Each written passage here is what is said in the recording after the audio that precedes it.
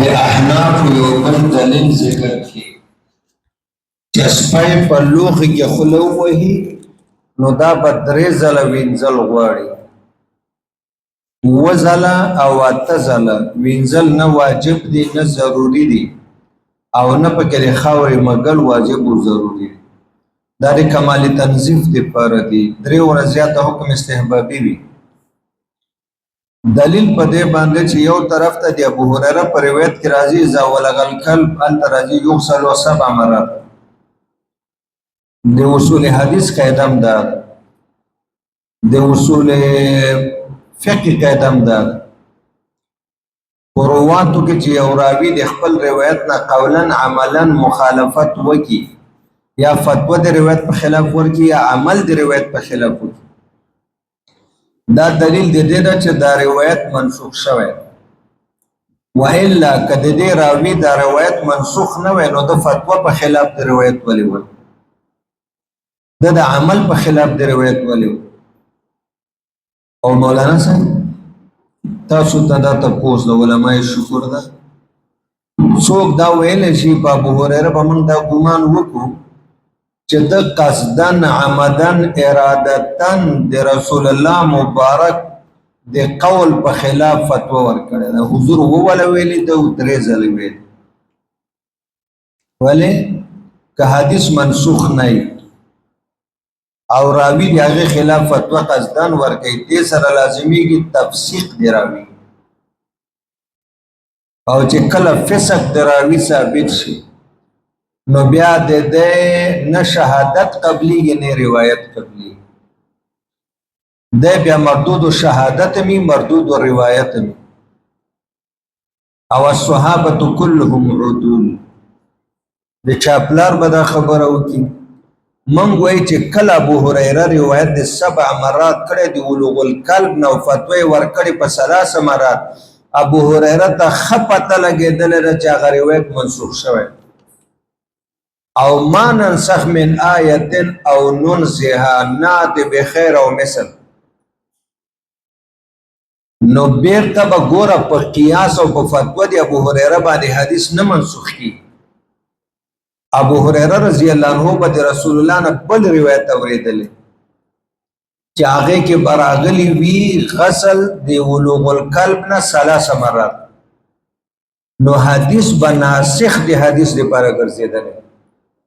څنګه چې آیات سره منسوخیږي، حدیث سره موږ نسخه متفقا مختلفا ټول معنی کړو. نسخه د آیات په آیات باندې، نسخه د حدیث په حدیث باندې، نسخه د آیات په حدیث او د حدیث ټول معنی. نو موږ وای موږ بدګماني په صحابه نه کوو، موږ حسن ظن کوو په صحابه باندې. دا ګمان هم نشو کوي چې یو صحابي دی په خپل رائے د رسول الله مرفوع متصل سند روایت او قول پری، بلکې چې کله دته په نسبانه نسخه ثابت شي چې دا روایت ما کړو دا منسوخ شوی، بعد ما ثبت النسخ بیا د فتوا هم د هغه خلاف ورکولای شي، ولی منسوخ باندې اسم عمل نه او عمل هم د هغه خلاف کولای شي. وای عن ابي هريره رضي الله عنه في الاناء يلغ فيه الكلب والهر قال يغسل 3 مرات. ګوره 3 کرته به وینځل. فلما كان ابو هريره رضي الله عنه قرأ ان الثلاثه 3 واری وینځل يطهر الاناء لوخ پاکي من ولوغ الكلب لجب وهلو د سپینه فيه په دی لوخي کې، دا لوخي کې چې سپي خله جب وهل ده 3 واری وینځل دا پاکي. وقد روي عن النبي ما ذكر، او بشک روایت شوی د نبی پاک نه هغه چې مخکې مونږ ویل یغسل الاناء من ولوغ القلب 7 مرات ثبت بذلك نص 7. نو ثابت شو چې هغه د ووالو روایت منسوخ شوی دی، لئن نحسن الظن به، ځکه موږ ښه ګمان کوو په صحابي باندې چې نسخه ثابته شوې نه وي او حدیث معمولي دی، د هغې خلاف فتوا نه ورکړي. فلا نتوهم عليه انه يترك ما سمعه من النبي صلى الله عليه وسلم الا الى مثله مماثلت د قیاس او د حدیث منځ کې، د حدیث او حدیث منځ کې، یعنی بل حدیث به اوریدلې مماثلت بین الحدیث ناسخ بد منسوخ یا مثل، او د صحابي قول دا د حدیث مثل نه ده، نو دا به اوریدلې. و الا کدا سي نه اول روایت منسوخ نه یو د هغه خلاف فتوا سقطت عدالته به عدالت ساقطیږي فسق لازم ګرځي فلم يقبل قوله ولا روایته نه شهادت قبليږي نه روایت قول مراد شهادت دا سے فاسق راوی بیان شهادت قبليږي نه روایت ولو وجب ان يؤمن بما روينا في السبع ولا يجعل منسوخا لكان ما روى عبد الله بن مغفل رضي الله عنه وسوګرا کمن دا سی وای چې دا سبع ولا روایت منسوخ نه معمول ده او پدې کې الزائد اولا بالعمل من الناقص باندې عملو شوافی وی تاسو درې واره وای ناقص ته مونږ وزل وای عمل به زائد اولا ده نو بیا خو دې نه د عبد الله ابن مغفل پر روایت عمل وکړي ولی التعتزل ذکر شوی چې الته تاسو کوم عذر ذکر کوي امق عذر زمونږ دلته الته خو تاسو اته ور نه وایګن سره درې چې اته دی وونه زائد دي کتا سو چې دا منسوخ نه دا معمول لکان مروه عبد الله ابن مغفل فی ذلک النبی اولا عبد الله ابن مغفل چې سامن اتکرت ویل اولا بالعمل مما رواه ابو هريره لانه زاد علیه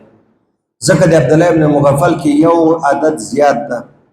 که عمل به زائد اولای بیا د ابن مغفل پر روایت باندې عمل پکار ده التعتزل ده احناف عقل په اکثر کې متيقن ده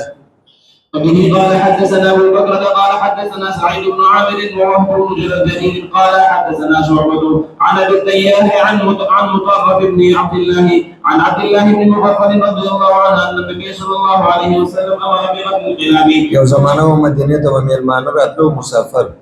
سپی خلکو ډیر ساتلی ونو د میلمانو مسافر به چل نبی علیہ الصلوۃ والسلام ته شکایت را حکم وکړ سپی ټول مړکې د سپو سره د خلکو مینه محبت بيخي ډیر شو نو صحابه ولرګي ولوړې واخستو سپی وجل نو بیا لمخې مړکړه ثم قال مالي وللكلاب څه چل سړی تاسو ول سیل مسپی ختم کړ دا سم کوي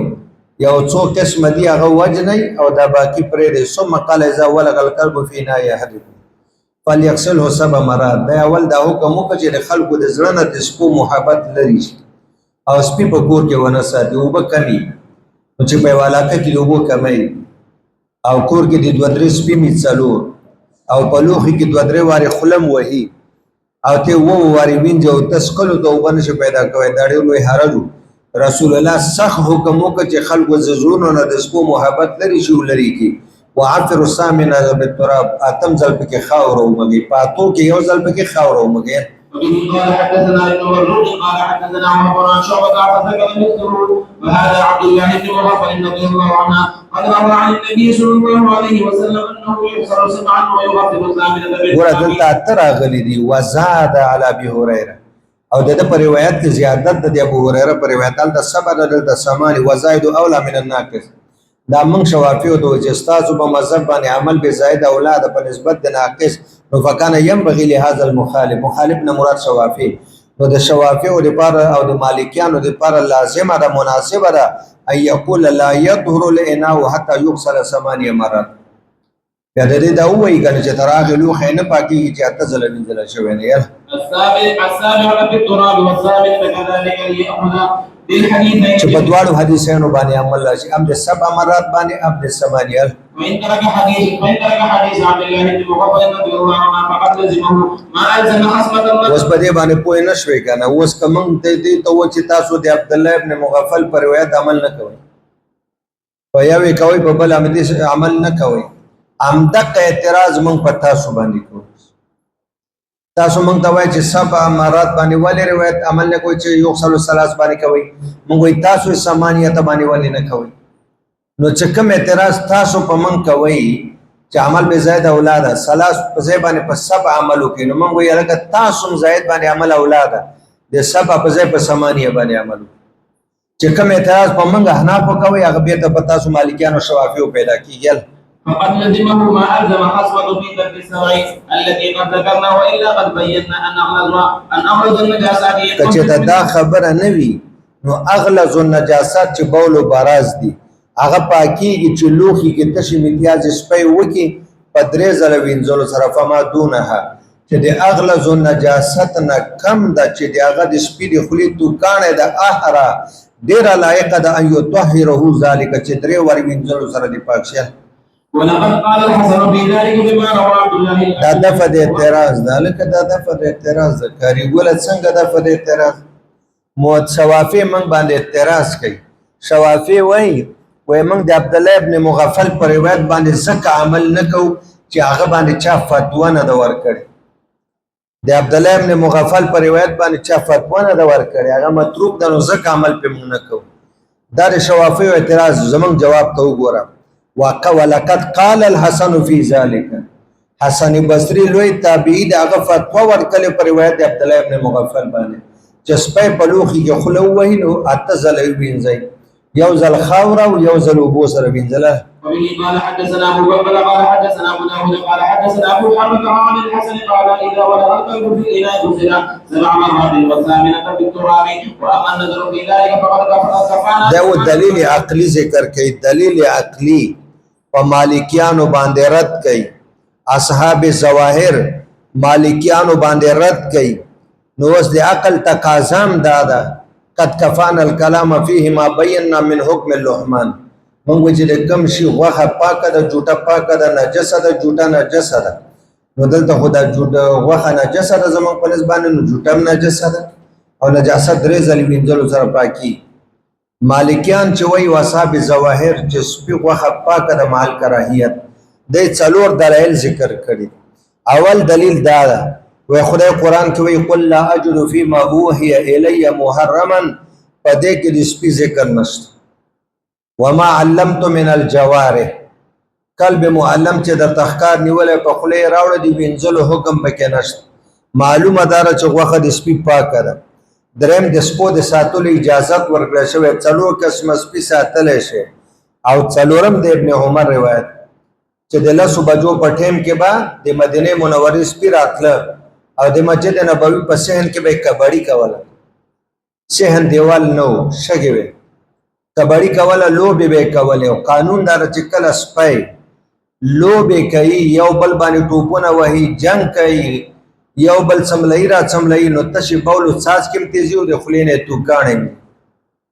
او بیا نبی علی السلام صحابه او ته ندی ویلي چې یا مسجد نبوي وینځي یا د شګه بار په دې نه معلومیږي چې د سپیانو غوخه پاکه نو موږ ورته یې الله بندگانو دا لس بجو ټیم کې هغه ته به سره یو 15 منټه منډه را منډي واله خلینه توکانې څه نو تا ندی ویلي چې نجاست بزمکه باندې پروزي زکات ولادي یو صحه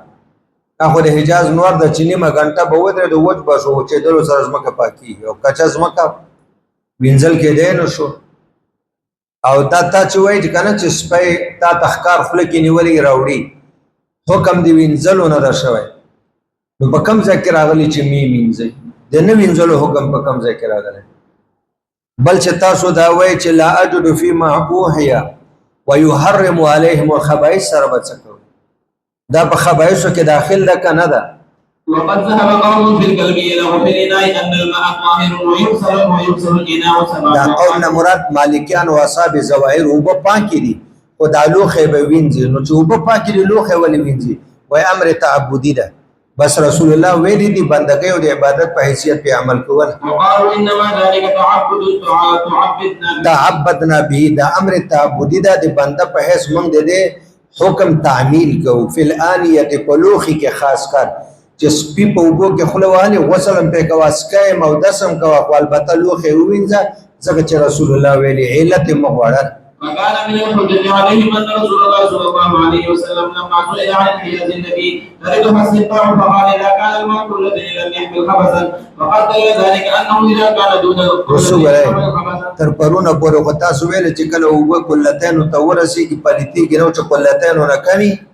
نو رښتیا وای په یو بالټي کې کلتين وبي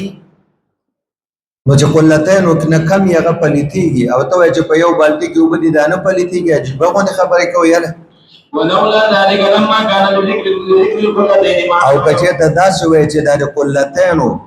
نه کم یو په پلیته ده نه نو بیا د قلتینو ذکر څه ته نبی پاک جزا بلغ الماء قلتین فلا يحمل الخبث بیا د قلتین د ذکر فائدہ سره هغه دا معنا ک قلتین مای کثیر د نه پلیتیږي چې قلتین نه کمی مای قلیل د پلیتیږي ولكان ما هو اقل منهما وما هو اكثر سواء فلما جرى الذكر على قلتين سبق ان حكمها خلاف حكم ما هو دون چې قلتین ډیر دي په وقوع د نجاست پلیتیږي نه چې قلتین نه کمی دي نو هغه معلومه شو چې هغه په وقوع د نجاست سره پلیتیږي فثبت بهذا من قول رسول الله ان ولوغ الكلب في الماء چې کله سپي په اوبو کې خوله وهي ينجس الماء اوبه پلیتیږي وجميع ما بينا في هذا الباب په دې باب کې چې څومره موږ آثار مرفوعه آثار موقوفه فتوی د صحابه او اقوال ذکر کړ دا مذهب د امام ابو حنیفه ابو یوسف او امام محمد سره د دلیل عقلی اللهم انفعنا بما علمتنا وعلمنا بما ينفعنا اللهم اشف مرضانا